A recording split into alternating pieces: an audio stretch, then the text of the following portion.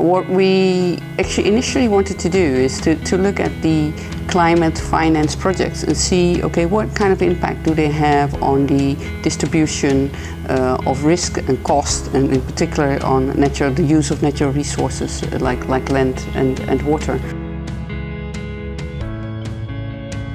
Well, we quickly came to the conclusion that the projects that we were hoping to find, like the RED Plus funded projects, were actually not as we expected them to be. We thought, okay, well, there's the RED Plus mechanism, hence there is the impact of those kind of projects that are financed by RED Plus or by CDM. So we wanted to see the impact on the distribution, the access to land and water resources.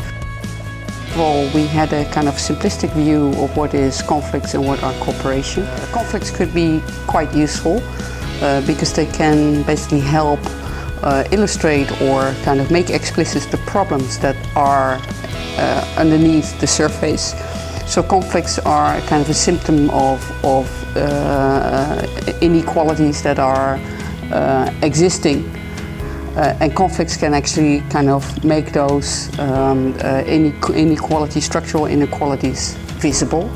The other side of the coin is that cooperation actually could conceal latent conflicts and could reinforce existing inequalities. And so what we found is that with the RED Plus as an additional funding source, it actually kind of exacerbated the conflicts and the expectations of local people of what they could get out of the projects. And there's a huge gap between what is actually happening on the ground and what is discussed in international fora. We were particularly fortunate that we had a NGO with good connections to the Green Climate Funds. Well, among others, RED Plus is discussed. And I think it was also for some of them, it was actually interesting as well, just to go to the field and basically see firsthand on how these international discussions actually play out in the field.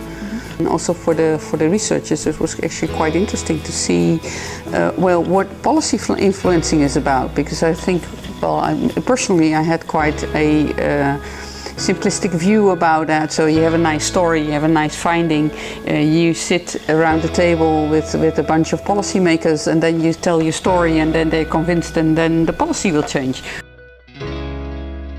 Actually, because of those experiences of working alongside with NGOs whose daily business it is to influence policy, I think we really came together.